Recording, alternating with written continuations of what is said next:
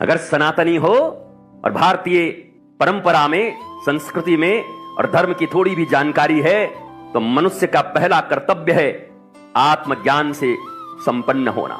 कोहम कस्तम कुतया आया तुम, भगवान शंकराचार्य कह रहे हैं। कौन हूं मैं, कहां से आया हूं, कितने दिन के लिए आया हूं? अमर होके आया हूं कि 70 साल में हमारा भी गुब्बारा बैलून फूट जाएगा जैसे हमारे परदादाओं के फूट गए? ये मीमांसा नहीं करते। इस मीमांसा को प्राप्त होने के बाद किसी व्यक्ति को किसी विशेषण की जरूरत नहीं है, बल्कि आत्मज्ञानी मनुष्य जब भी होगा तो लोक कल्याणकारी होगा ही।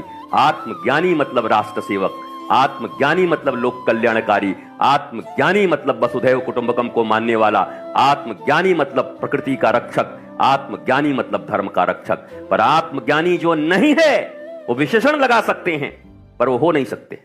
हिंदू के अंदर गद्दारी बहुत भरी हुई है। यदि हिंदू गद्दार नहीं होता तो हजारों साल तक हम लोग गुलाम नहीं होते। याद रखना, ऋषि दयानंद को मारने वाले, चंद्रशेखर आजाद के साथ में गद्दारी करने वाले, है ना, ये सारे के सारे हिंदू ही तो थे।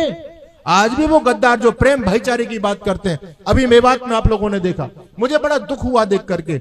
वहां पर जब हमारे भाइयों को मारा गया, कितने बड़े एक एक को टारगेट करके, जो भी थोड़ा सा जागरूक हिंदू था उसको टारगेट किया उन कठमिल्लों ने, है ना, जिसके घर के आगे स्वास्तिक चिन्ह है, ओम लिखा हुआ है, झंडा लगा हुआ है, वो समझते हैं ये हिंदुत्व के थोड़े जागरूक व्यक्ति, इनको पहले समाप्त करो। ऐसे ऐसे लोगों के कारखानों में आग लगाई गई, उनकी फैक्ट्रियों को जला गया जो थोड़े से जागरूक थे।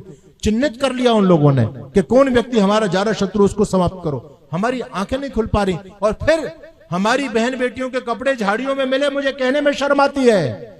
आपको नहीं पता, मीडिया नहीं दिखाती इन सारी की सारी बातों को। सरकार की किरकिरी होती है, कैसे दिखाएंगे भाई? हिंदूवादियों की सरकार है और तब हिंदुओं के साथ में ये हो रहा है, तो कैसे राजनीति इस काम को दिखाएगी? लेकिन ये भी बात सत्य है कि झाड़ियों में महिलाओं के कपड़े मिलते हैं। कितने लोग मारे गए, कितने के मकान फूंक दिए गए, और उस कितने सब होने के बावजूद अपने गद्दार वहां प्रेम और भाईचारे की बात करने चले गए। कुछ वर्ग, कुछ जाति के एजेंट, मैं पूरी जाति को उसमें नहीं मानूंगा, ऐसे गद्दार थे जो कह रहे थे हम इस समाज की आबो हवा को खराब नहीं होने देंगे, हम अपने मुसलमान भाइयों के साथ में हैं, हम जो है इस देश में दंगे नहीं होने। अपने लोग हैं, दंगे वो लोग कर रहे हैं और अपने लोग उनका साथ दे रहे हैं। क्या ये मुसलमानों से कम है क्या? ये क्रिश्चियनों से कम है? ये भी तो आपको मारने के लिए प्रयास कर रहे हैं, विधर्मियों की गोदियों में बैठे हुए। इन लोगों को केवल अपना स्वार्थ दिखाई देता है। देश, धर्म, संस्कृति कुछ भी नहीं है, केवल अपना स्वार्थ है।